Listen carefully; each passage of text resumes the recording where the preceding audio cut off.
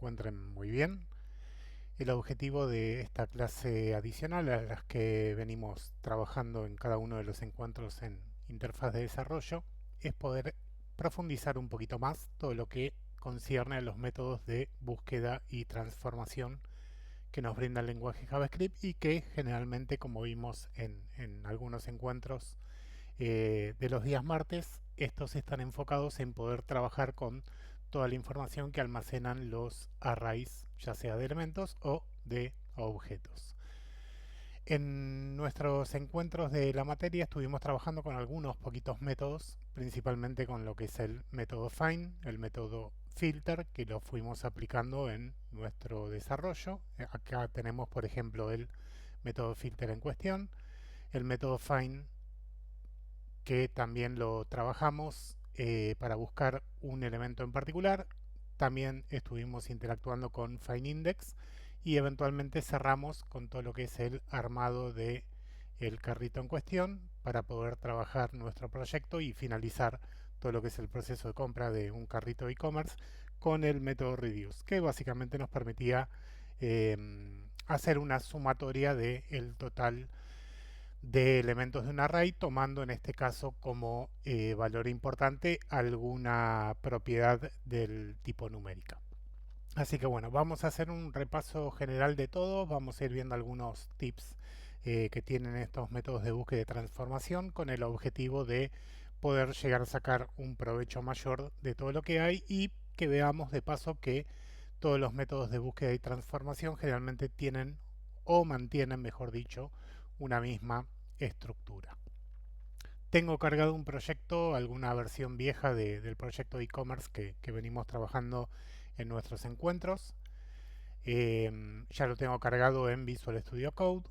Vamos a concentrarnos específicamente en el apartado de productos.js. Dentro de este archivo es donde vamos a trabajar y vamos a utilizar la consola Developer Tools en particular para poder ir viendo los resultados del proyecto en cuestión. Bueno, por aquí tenemos un resumen muy rápido de todo lo que son los métodos de búsqueda y transformación, más conocido como funciones de orden superior. Las funciones de orden superior en JavaScript son básicamente funciones convencionales que pueden recibir tanto parámetros de entrada del tipo variable, constante, array, objeto y hasta incluso otras funciones como parámetros de entrada y eventualmente darnos un parámetro de salida, lo que se conoce como un retorno implícito, que no solamente se limita a un valor numérico, un valor de texto que devuelve una variable, que devuelve una constante, un objeto o un array, sino también que puede llegar a devolver o retornar como salida una función en cuestión. En base a todo esto que se conoce como funciones de orden superior es que fueron creados los métodos de búsqueda y transformación, y estos métodos están íntegramente pensados para trabajar sobre los arrays.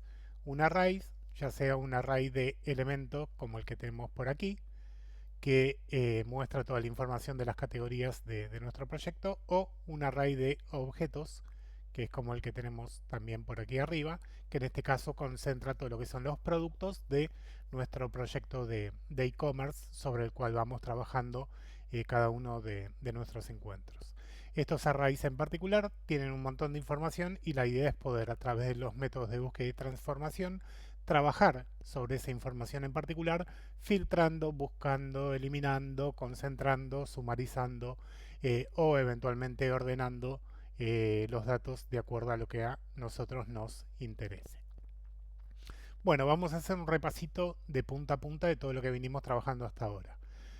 En cuanto a métodos de búsqueda de transformación, tenemos el método forEach, el método find, findIndex, filter, sum, every, sort y reduce. Estos serían los más importantes. Y también podemos incluir por aquí a lo que refiere al método map.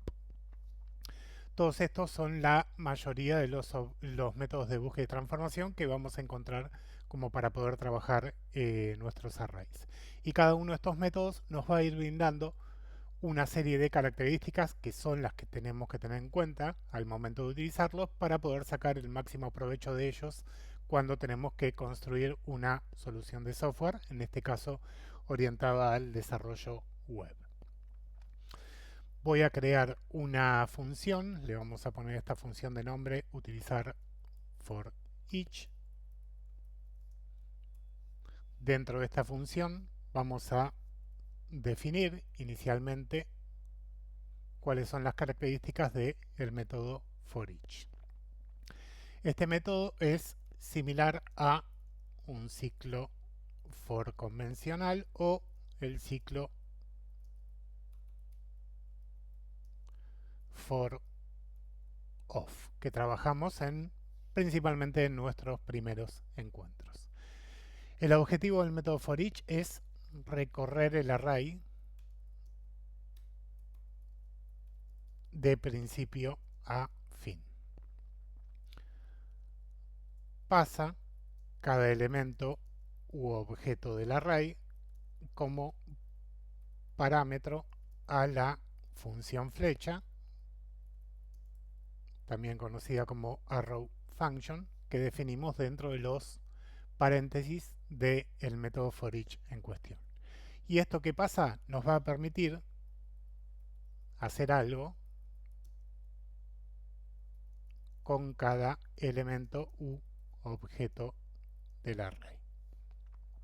Vamos a ver aquí un pequeño ejemplo rápido.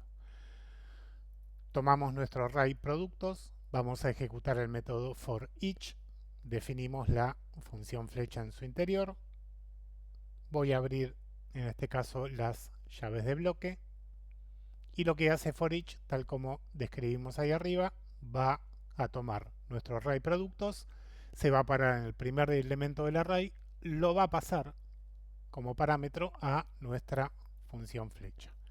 Aquí vamos a recibir una copia en esta variable que declaramos por acá, el nombre que le ponemos a esta variable o este parámetro que definimos dentro de la función flecha, lo elegimos nosotros. Yo le pongo producto para hacer una relación directa de si aquí tenemos un conjunto, nuestro array productos es básicamente un conjunto de productos con toda esta información, cada uno de ellos. Acá lo que va a pasar es que vamos a ir recibiendo cada uno de esos productos. Entonces, el método for each va a pasar el primer producto del array cuando lo empieza a iterar o lo empieza a recorrer.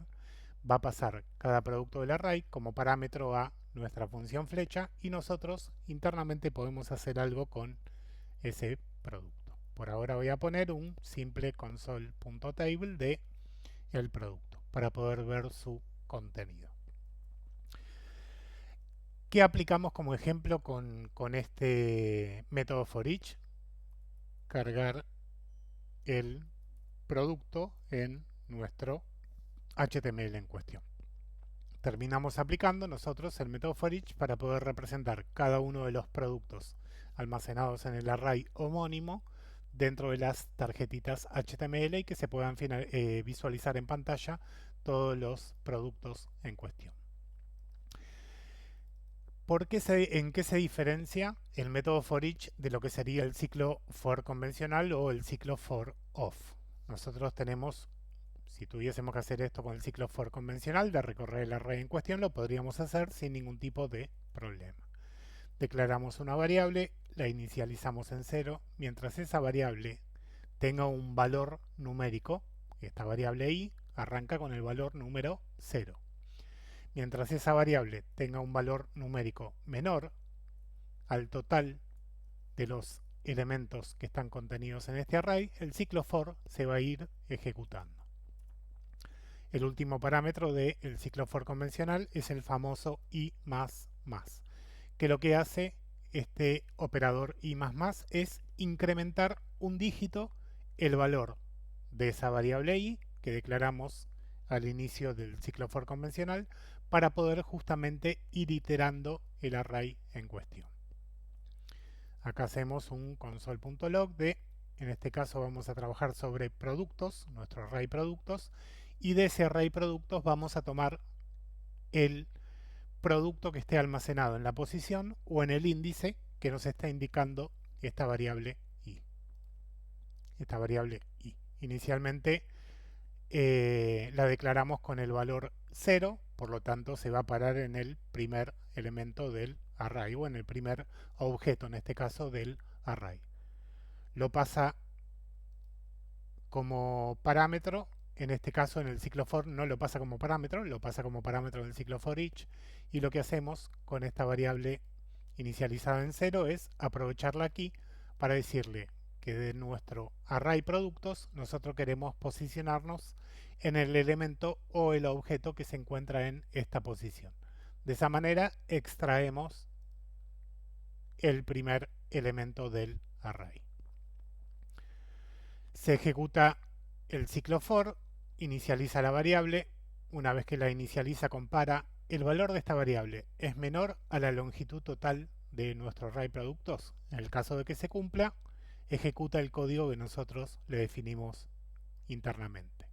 Una vez que se cumple esta condición, vuelve aquí arriba, itera a través de i++, incrementando en un dígito numérico el valor de i. Acuérdense que i inicialmente arrancó en 0, por lo tanto este i++ va a llevar el valor de i a el valor 1. Se vuelve a comparar.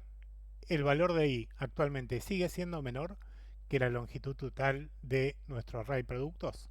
Mientras esto se cumpla, se va a seguir ejecutando el código que definamos dentro de el ciclo for convencional. Esto mismo lo podíamos hacer con el ciclo for off. En este caso, el ciclo for off es un poquito más simple del for convencional. Y acá, básicamente lo que hacemos es declaramos una variable, no la inicializamos, esta variable internamente en el ciclo for cuando se ejecuta, se para en nuestro array, lo recorre de principio a fin y a medida que va pasando por cada producto que tenemos almacenados en el array productos, hace una copia de ese producto en esta variable y aquí internamente nosotros podemos hacer algo con esa copia, ¿no? Tenemos acá básicamente una copia del producto que está en el índice 0, después el producto que está en el índice 1 y así sucesivamente. El ciclo for off controla automáticamente el inicio del array, el fin del array y nos simplifica un poquito la estructura que definíamos en el ciclo for convencional. Volviendo un poquito a lo que es el ciclo for convencional y el ciclo for off, el método for each lo que hace es un método que utiliza internamente un ciclo for, pero ese ciclo for está directamente aplicado sobre un array. Nosotros no tenemos la posibilidad de utilizar un for each así a secas o suelto en nuestra aplicación, sino que tenemos que tener un array en el cual dicho array va a tener incluido el método for each. En el for convencional y en el for off tenemos la posibilidad de definir en algún momento la cláusula break o eventualmente la cláusula continue. Estas cláusulas funcionan tanto en el for off como en el for convencional, ¿no? Las dos, tanto break como continue, la podemos utilizar en ambos ciclos de iteración. Estos ciclos conocidos como los ciclos for. El funcionamiento de la cláusula break es interrumpir la iteración del ciclo for. Validamos, imprimimos algo, por ejemplo, imprimimos el primer elemento del array, el segundo elemento del array, el tercer elemento del array y por aquí podríamos decir si la variable i en algún momento tiene un valor igual a 5, entonces ejecutamos la cláusula break.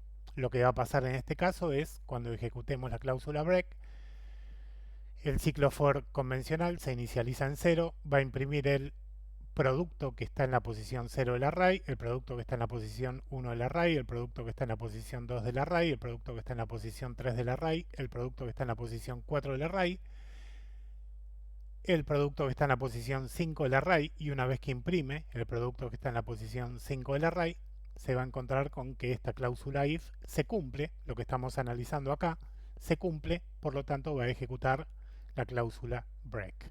La cláusula break lo que va a hacer es, nos va a sacar de la ejecución de este ciclo for convencional, por lo tanto nosotros vamos a terminar imprimiendo el producto en la posición 0, 1, 2, 3, 4, 5 y todos los que vienen después no se van a terminar imprimiendo. Eso es básicamente lo que hace la cláusula break en el ciclo for convencional o eventualmente en el ciclo for off. Y para el caso de la cláusula continue, que también se aplica en estos dos ciclos de iteración, podemos nuevamente hacer una validación en particular. Sí, perdón, acá estamos trabajando con un producto, un objeto o un elemento de nuestro array productos de manera individual. Así que en este ejemplo vamos a evaluar si producto.nombre es igual a smartwatch 1.8. En ese caso, cuando se cumple esta condición, ejecutamos la cláusula continue. Y la cláusula continue lo que va a hacer es que el for off o el for convencional imprima este producto, este producto, este producto. Cuando se encuentre con este producto, lo va a saltar, no lo va a imprimir y va a seguir imprimiendo los productos que siguen a continuación, ¿no? Imprime estos tres, eventualmente imprime todos estos y termina saltando o pasando por alto el producto cuyo nombre coincide con lo que nosotros evaluamos en esta condición que tenemos por acá. En este caso, si nosotros queremos evitar que se imprima el producto que tiene la condición o el nombre que indicamos por acá, deberíamos primero validar o evaluar la condición. Si esta condición se cumple, se ejecuta continue. Ese producto que ya está almacenado en esta variable se pasa por alto y lo que hace continue es retomar el ciclo for con el siguiente producto de la lista en cuestión. Tanto continue como break se puede aplicar sobre el ciclo for convencional o sobre el ciclo for off. No se pueden aplicar dentro de lo que es el método for each. El método for each sí o sí recorre el array de principio a fin, no hay nada que lo pueda interrumpir, y va a ir pasando cada elemento u objeto del array como parámetro a lo que es la función flecha denominada internamente. Bueno, vamos con el siguiente, que es en este caso el método find. El método find ya lo habíamos visto. Utilizar, vamos a ponerlo más simple, utilizar find. Y lo que hace find básicamente es iterar el array de principio a fin, pasando cada elemento u objeto como parámetro, lo mismo que vimos antes. Podemos aplicar una comparación sobre el elemento u objeto. Si se cumple la comparación, retorna una copia de dicho elemento o dicho objeto y deja de iterar el resto del array. Si no se cumple la comparación, retornará un valor del tipo undefined. Esto es básicamente lo que hace el método find. Vamos con el ejemplo. Productos.find. Definimos la función flecha. Acá nos va a ir llegando cada producto. Internamente en la función flecha vamos a hacer una... No voy a abrir llaves de bloque. Lo voy a hacer en una sola línea. Vamos a hacer una comparación. Por ejemplo, si este producto en su propiedad ID tiene un valor igual a 14. ¿Qué es lo que va a pasar? El array productos va a empezar a iterar todo su contenido desde el primer producto, lo va a pasar, vamos a validar internamente mediante el método find si en su propiedad ID tiene este valor o no. No lo tiene, pasa el segundo producto, pasa el tercero, va a ir comparando con cada uno de ellos y cuando finalmente llegue al producto que tiene dicho valor, cuando el método find esté pasando este otro producto que tenemos por aquí con dicho valor, lo va a retornar. Entonces nosotros lo que tenemos que hacer es producto encontrado, atrapar a través de una variable o de una constante ese producto encontrado. Si se cumple dicha comparación, retorna una copia del elemento o del objeto como veíamos recién. Si no se cumple, va a retornar un valor del tipo undefined. ¿Qué es lo que tenemos que hacer para poder validar si cuando se ejecutó esta línea nos retorna algo que nos sirva o no? Básicamente vamos a preguntar si producto encontrado es igual a undefined, no encontró básicamente lo que nosotros le pedimos que busque, ¿no? Producto no encontrado. Y acá podemos manejar, de acuerdo a nuestro interés, podemos manejar esta cuestión diciendo, por ejemplo, a través de un mensaje. Yo lo voy a hacer a través de la consola JavaScript. Lo podríamos hacer, obviamente, sobre cualquier tipo de cuadro de diálogo, como un alert, como un confirm, como la implementación de una librería como SweetAlert. Ahí es donde nosotros elegimos cuál es la forma más efectiva de comunicarle al usuario que no se encontró el producto. No se encontró el producto buscado.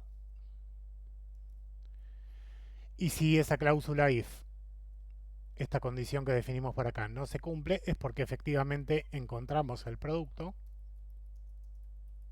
que tenía en su propiedad ID el valor 14, entonces ahí manejamos de acuerdo a nuestro interés qué queremos hacer con ese producto encontrado. Vamos a probarlo. Me copio el nombre de la función,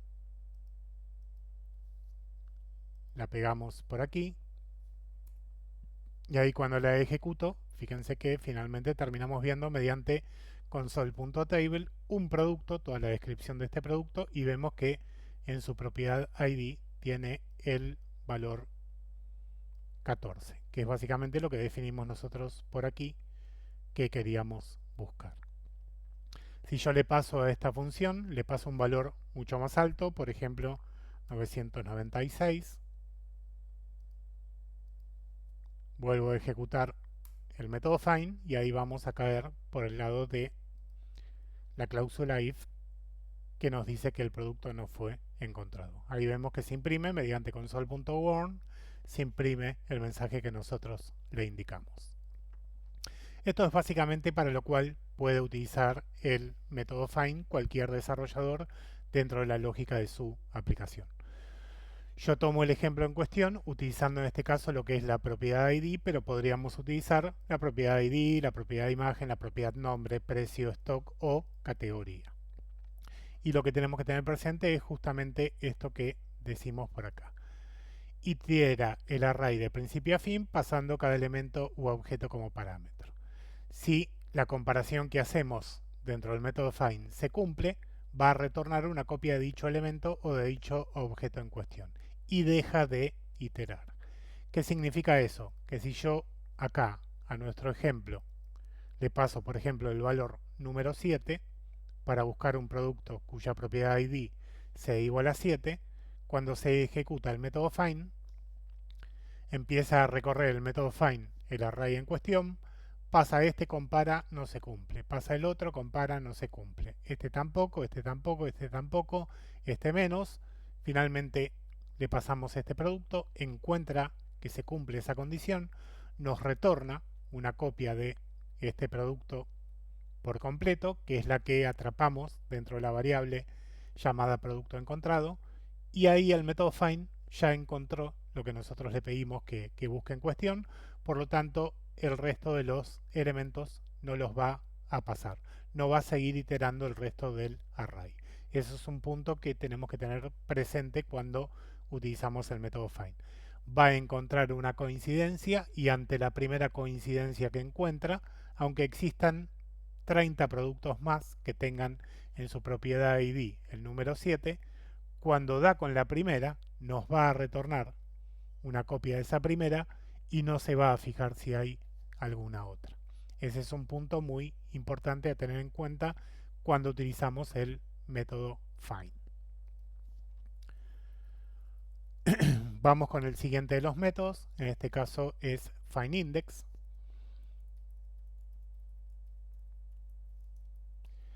que tiene una lógica similar al método find, con la diferencia de que no nos retorna una copia del producto en cuestión, sino que nos retorna el índice de dicho elemento o de dicho objeto dentro del array. ¿Cuál es el índice o la posición que tiene dicho objeto dentro del array?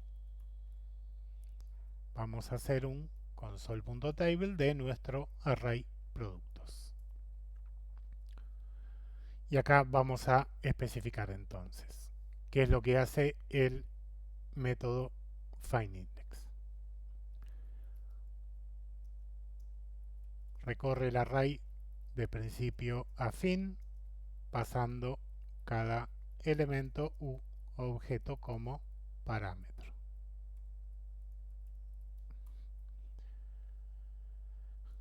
Realizamos una comparación sobre el elemento u objeto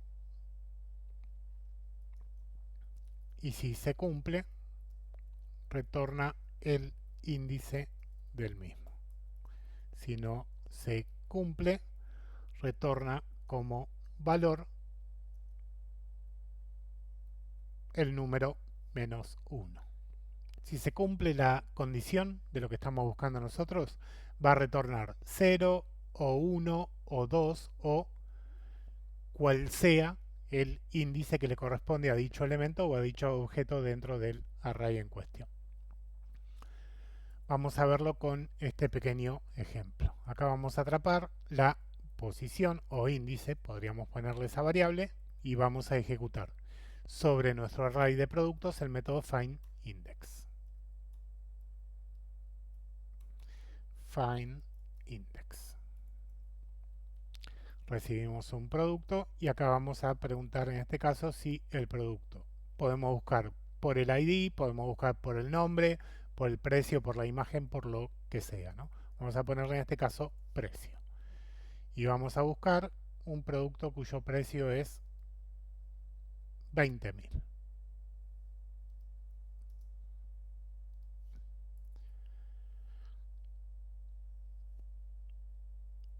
Y nuestro, de acuerdo a esto último que especificamos por acá, si se cumple, retorna el índice del mismo, si no se cumple, retorna como valor -1. Entonces acá, básicamente, una vez que se ejecuta esta línea de código y tenemos un resultado por aquí, en lo que es la constante posición, básicamente lo que vamos a hacer es preguntar si posición es igual a -1, es porque básicamente no encontró coincidencia. Vamos a ponerle un console.warn. No se encontró un producto con dicho valor, por ejemplo. Y si no, es porque efectivamente el valor de posición va a ser 0 o superior. Y acá lo que vamos a hacer es simplemente un console.table de... No, console.table no, porque no nos sirve. Nos devuelve un índice, no nos devuelve toda una copia del producto en cuestión. Así que vamos a poner la posición o índice del producto en el array es, y agregamos cuál es la posición. Vamos a ejecutar esto. Cuando ejecutemos esta función, se va a imprimir el listado de nuestros productos, se va a ejecutar el método find, va a encontrar un producto que tiene este valor y nos va a terminar almacenando la posición. Por lo tanto, deberíamos ver este mensaje que aparece por acá. Ahí lo ejecutamos, tenemos el console.table que nos muestra todos los productos. De todos estos productos, este que tenemos acá es el que tiene ese valor, nos debería devolver el índice número 9, que es la posición de este producto dentro de todo el array en cuestión. Y acá finalmente vemos el mensaje que nos retornó.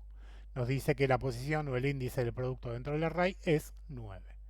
Si nosotros lo buscamos, índice número 9, efectivamente este producto tiene ese precio que nosotros indicamos por aquí.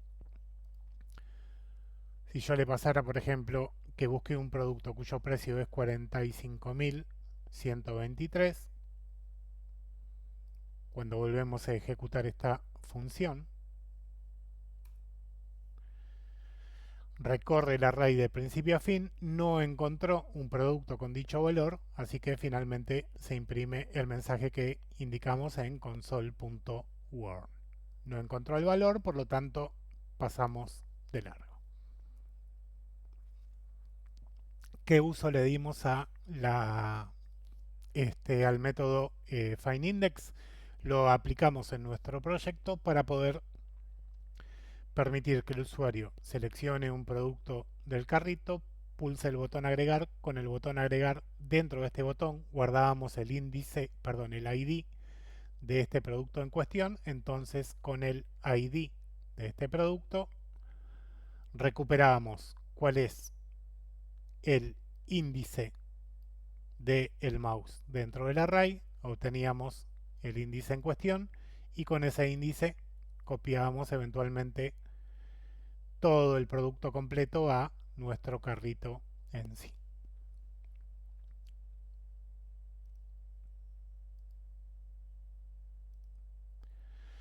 Vamos ahora con el método filter. Filtrar productos. El método filter también lo habíamos aplicado bastante bien. Vamos a abrir los comentarios. Recorre el array de principio a fin. No se interrumpe en ningún momento. Comparamos cada elemento u objeto. Si se cumple la comparación anterior, genera el método método filter, genera un array donde deja una copia de dicho elemento o de dicho objeto. Finalmente, retorna la copia de dicho array como resultado. Si no se cumple la comparación que hicimos sobre ningún elemento u objeto del array, retorna un array vacío. Esto es lo que tenemos que tener presente. Retorna básicamente los corchetes en cuestión. Y acá vamos a ver con este pequeño ejemplo. Productos filtrados. Vamos a nuestro array productos, ejecutamos el método filter, recibimos cada producto como parámetro y acá vamos a ver si dicho producto en su propiedad categoría tiene un valor igual, por ejemplo, a portátiles. Si productos filtrados, esta constante que va a atajar lo que nos retorne el método filter sobre nuestro array de productos puede tener dos posibles valores, o un array con todos los elementos que encontró coincidencia o eventualmente un formato de array vacío. En ambos casos va a ser un array, por lo tanto en nuestra cláusula if, una vez que se ejecuta la línea anterior, podemos preguntar si productos filtrados, dado que va a ser un array, va a tener una propiedad length. Si la propiedad length de productos filtrados es igual a 0, no encontró coincidencias. Ese es nuestro punto a tener en cuenta para saber cómo manejar la lógica de código de nuestra aplicación. En este caso hacemos un console.warn notificándole al usuario no se encontraron productos dentro de dicha categoría. Simplemente con esto ya resolvemos nuestra lógica. Y si productos filtrados es mayor a 0, en este caso, es porque al menos un producto nos devolvió. Y acá eventualmente podríamos hacer un console.table de productos filtrados. Lo guardamos, copiamos el nombre de la función, la ejecutamos y finalmente vemos como resultado que nos devuelve un nuevo array, en este caso con 3 productos cuya categoría es básicamente portátiles, que es lo que le pedimos que busque en cuestión. Si yo vengo y cambio esta categoría en cuestión, le pongo por ejemplo secarropas, sabemos que es una categoría de productos electrónicos que no existe dentro de nuestro proyecto. Al momento de ejecutarlo, vemos que nos va a retornar básicamente un array vacío, un array sin ningún elemento o sin ningún objeto. Por lo tanto, se termina imprimiendo el mensaje que definimos dentro de console.word.